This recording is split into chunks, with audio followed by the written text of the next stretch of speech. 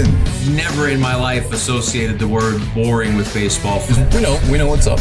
Me? Yeah. Famous? Yeah. And I'm like giddy over there smiling like, we're about to win this shit. Did everyone give you crap? Give me a good host story. I'm not picking it up. We both love the game. We talk about it every day. Getting on baseball. Having some popcorn, you're fooling around your phone. I'd have to wait in line for 3 hours. Hang on, because it's about to be a wild ride.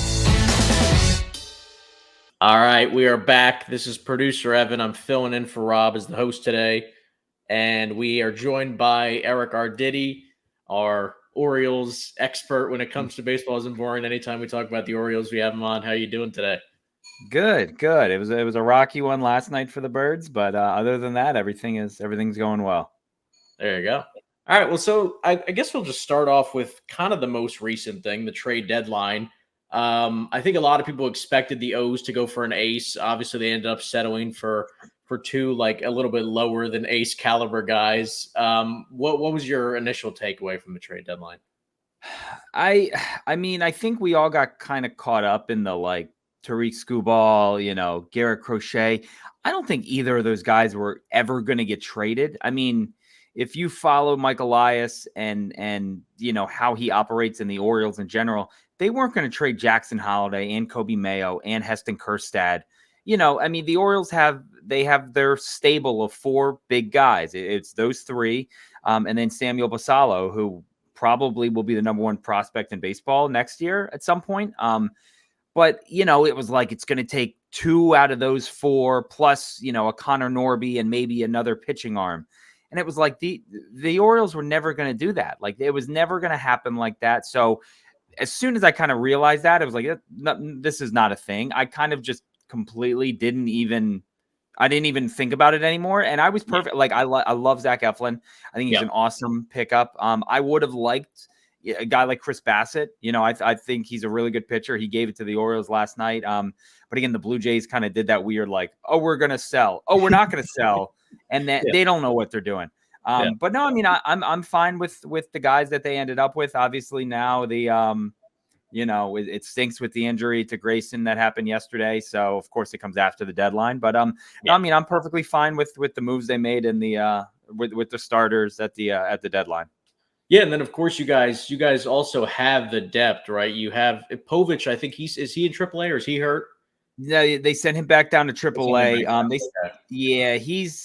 He kind of right now, he seems like a 4A guy. Maybe next year, I think he'll be something. But now with the injuries, he's kind of forced into this role where he'll probably be pitching a late season game in New York, with the division on the line. And I don't know if many Oriole fans are, too pumped about that. But we're kind of scraping the bottom of the barrel. I mean, they've had, just a ton of injuries with starting pitching. So it's really killed them there.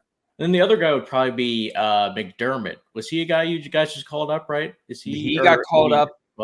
Yeah, he made his debut in Miami a couple of weeks ago, but he was just placed on the IL Monday, I think, with a right scapula stress fracture. So to me, I'm like that that's it for him this year too. So he was kind of, maybe they were maybe he could be a bullpen guy, down the stretch and into the playoffs. And now obviously I think that is that dream is kind of shot for him. So again, this is all coming at a very bad time. They've had two injuries in less than a week since the deadline, so can't really go out and replace those guys with the arms that you would want to. Yeah, and then I was thinking of the other guy was probably it's Seth Johnson, right? The guy they traded for Gregory Soto. So I guess he would be another guy that maybe you would have considered. I mean, he was in AA, right? But yeah, he was a weird, because again, he's 26. He was coming off Tommy John surgery. But again, he was in AA and his velo was down a little bit. And so that was one where obviously Soto's been terrible for the Orioles since they got him. I think he's given up 10 runs in an inning. Yeah.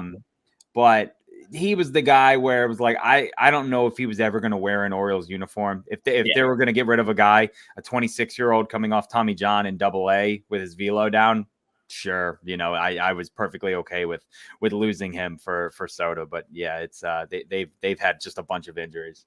Yeah, because we had Mike Elias on earlier this week, and Rob was asking him kind of about the whole trade deadline dynamic. And he's like, there's nobody that's really untouchable, but there's certain guys where it's it needs to be a certain caliber of guy you're getting back in order to trade them. So clearly he was kind of more probably in that second or third caliber, and that's why, the Soto deal ended up happening there, it felt like, right?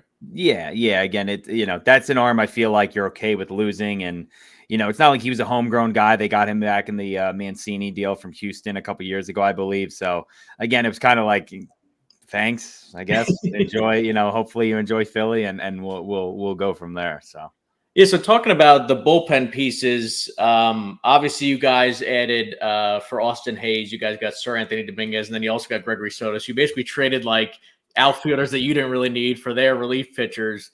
But also with Kimbrel kind of stumbling and Cano becoming the new like closer, basically being shifted back into that role kind of, right? Mm-hmm. What do you think about the current like bullpen situation? Because I know that's been kind of a bit of a struggle too. Yeah, it's all very fluid right now. Again, Kimbrel, when he's good, Kimbrel just went like 2 months with giving up like 1 run in like a 2-month stretch. So, if you only pay attention to social media, and I'm included in this, you'll think that he's like an awful pitcher. Again, I mean, he's had a good stretch, and he's had maybe 5 or 6 tough games. It just sucks because when you're a closer, that one mess up is magnified to the billionth degree. So, again, they had to do some stuff, and again, they had injuries in the bullpen too, and losing Danny Coulomb maybe for the year or until September at least was big.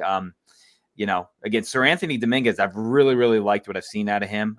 He has just a live arm, and he seems to really have it. Soto, like I said, has been very, very bad. He lost the game for him last night, you could say. Yeah. But, they needed something. And Cano, I think, has been scored on like once in his last 11 games, I think. And the one, it was like the Padres just like blooped him to death and had like 2 infield singles and a bloop. And they scored a run in an inning like late in the game. So Cano's been really good. We've seen the closer stuff from him, not as consistently as last year, but he's looked really good lately. He can get straight ground balls and can get you out of some jams. But yeah, it's been a lot of shuffling the last couple of weeks again with the new guys coming in and Kimbrel now pitching in the 7th last night. And, you don't really know who's going to come out of that bullpen in the 9th if the Orioles are up, 6-3 or something like that. Yeah, and it's always funny adding a reliever at the deadline, or even I guess really any position, but especially like a reliever, because it feels like they could have one bad outing on like the year, and then they have one bad outing with you, and all of a sudden the fan base is like, oh my God, Mike Elias just gave up, this guy and this guy to get this piece of crap that we already basically had in AAA. So like, I know the Mets most recently, Braziban, the guy they got from the Marlins, had a really bad outing in Anaheim and basically blew the game for the Mets. And then he's been good in every other appearance, but now everybody's like thinking about like every time he's warming up, they're like, Braziban, remember a couple of times ago he was crap, so that's all it does. Again, that sticks out in your mind, not the good stuff. It's only the bad stuff. And that it seems like with closers and relievers, again, I mean, I'll talk about, we talk about Mariano Rivera. We obviously know he's the best, but my first instinct is like, blew game 7 of the World Series. He just, he blew it. Like, yeah, but he's by far away the best, closer we've ever seen. Doesn't matter. He blew game 7. So you always go back to the bad stuff. So in terms of the guys they ended up keeping due to not making the big acquisitions, obviously the guys you mentioned, Coby Mayo, Jackson Holliday, those are the 2 guys that I feel like stand out the most because obviously, Jackson Holliday had the first rough stretch, and then Coby Mayo before the trade deadline. All the people who don't really care about prospects are like, what? He's a prospect. He's in AAA. But now he comes up, and they're both contributing. So if you got rid of them, you wouldn't be able to use them at this moment. So how have you felt like they've, kind of improved the team and helped in their first little time back with the Orioles here? I mean, Jackson and Colton Cowser have been hit for the last week for the Orioles since the deadline. I mean, they, like you said, they held on to him. And again, I never thought they were going to trade Jackson. I didn't think they were going to trade Mayo, but Jackson comes up and I mean, first game, boom. It was funny because we all watch his at bats. Just we're so dialed in. And his first at bats came back up on Wednesday, I believe it was Wednesday or Thursday. I can't remember which game it was. I think it was Thursday. He goes 0 for 2 in his first 2 at bats, 2 pitches each at bat. Same thing, like takes a strike on the outer half for the first pitch of both at bats, and then grounds out in the second at bat. And everyone's like, He didn't learn any patience down in AAA. He didn't do anything. And then the third at bat, he hits the 439-foot grand slam. And we're all just like, he's the best. This is awesome. So, and again, I mean, he hit a home run last night. He hit one in Cleveland. He's had 3 multi-hit games in a row before last night, where again, the Orioles no hit until he hit that home run in the 6th. So his approach seems so much better now. He seems so much more. You could literally see when he hit the grand slam at Camden Yards, like the weight just come off his shoulders, and you could see him like just an exhale, and he's like, all right, see, I know I can do it. I know this. So, again, Johnny on Twitter or whatever, who's been chirping in the last 4 months, being like, this guy sucks. I can't believe they picked him. It's like, no, see, he's good. We know he's good. He just needed something like that to get him going. So it's been awesome to see that. I'm really, really happy for him. Again, he seems comfortable. He's helping the team. Coby, on the other hand, I mean, he's 0 for 10 right now. He doesn't have a hit yet, and he's we're all very excited about the bat. I mean, he has 35 to 40 home run possibility. Like it's the wall in Baltimore. He doesn't know that they changed the wall. He's like that. I don't care. I'm going to hit it over. Like he has that kind of power. He's had some luck so far. So again, his time will come, and now we're kind of doing the same song and dance, being like, Coby Mayo, I can't believe we didn't trade this guy. And it's like, shut it. 10 at bats. Like we're not judging a guy off at 10 at bats. We literally just got over this. So again, it is cool to see the young guys up and producing. And again, along with Colton and Gunnar and all these other guys, I mean, they're all under 24. So it's crazy the amount of talent that they have. And again, when Coby gets going, it's going to be an issue. And he's going to put some dents in the Green Monitor, like absolute just rockets right off it. So it's going to be fun. Him kind of start to slowly break out. Yeah, and it's always an interesting dynamic. I know the Mets had it last year when Buck Showalter was the manager, because it's like you're a winning team, and sometimes winning teams are like scared to just plug a rookie in and just let him go, especially because you don't know what you're going to get. So you got a guy like Ramon Urias, who's also at third base, who you're like, I don't know if they should play him or not. But then also the fans are like, I know what Coby Mayo could do. I already know what Ramon Urias is. So it becomes like kind of a tricky thing. I remember like last year with, I believe it was Beatty, and I'm blanking on who the other guy was for the Mets, but it was like very Vientos. Yeah, Beatty, Vientos. And then there was another, I think we had another, it might have even been like Guillerme or somebody who like really wasn't an instrumental part of the team, but the manager was like, I know what I'm getting out of this guy. So I feel like that always becomes an interesting dynamic too. Yeah, and again, I mean, Brandon Hyde's hand was kind of forced because they 2 weeks ago they lose Jorge Mateo, their second base, with like the bad dislocation of his elbow, and then last week again, on Wednesday to load the bases for Jackson Holliday, Jordan Westberg, the All-Star, breaks his hand on a pitch, so that hit pitch ends up loading the bases, so that eventually gets Mayo called up because he plays third, Ramon plays third, but yeah, it is a very Again, it's like this team won 101 games last year, and Ramon won a Gold Glove in 2021, and it's like people just want his head on a platter now, and they're like, "Bring us Mayo," and then Mayo comes up, and they're like, "This guy sucks. What are we doing?" It's like, well, you want, like, you asked for it. It's crazy, but yeah, again, funny dynamic. Again, I mean, all we've heard for years and years and years were like the young guys, and now it's time for them to come up and produce, and for the most part, they're doing it. So. And then I think another interesting dynamic that the Orioles kind of put themselves in at the deadline, which was probably the biggest shock of the deadline. I remember, and it always seems to come from the White Sox, because I remember at last year's deadline, Jake Berger getting moved. Everybody was like, what? He was even on the market? And then this year it was Eloy Jimenez getting moved to the Orioles, which you had like Ozzie Guillen and all those guys saying we should send them a thank you letter. And then he's gotten off to an absolute insane start. But then you guys also have Ryan O'Hearn. So I was just wondering, because obviously from like an outsider perspective, I can, kind of draw my own conclusions. But from like an Oriole fan perspective, what do you think do you think it'll strictly just be feed the hot hand? Or do you think it'll be more of like a platoon when it comes to O'Hearn and Jimenez if they keep playing the same way they are kind of now? Brandon gets off on doing these platoons. So he is. And that's what he's going through right now. If he kind of butchered the game last night with like the lefty righty lefty matchups. So that's what he's going to do. He's going to He's just that like weird kind of old school, being like, oh, lefty pitcher, a righty needs to be like, you can't, like he pinned for Jackson and Colton Cowser last night because it was a lefty pitcher, and it was like Colton's like league average against lefties, but so again, he's going to ride that hot hand, or he's going to kind of tune with those when you'll have Castle starting at first base, and it'll be, if the lefty's starting, it'll be Eloy, and it's starting at DH. If a righty's starting, they'll get Ryan O'Hearn in there, and O'Hearn can play the outfield. He played last night, but he can play first. He can play the outfield too. But yeah, I mean, they're going to try and get his bat in there.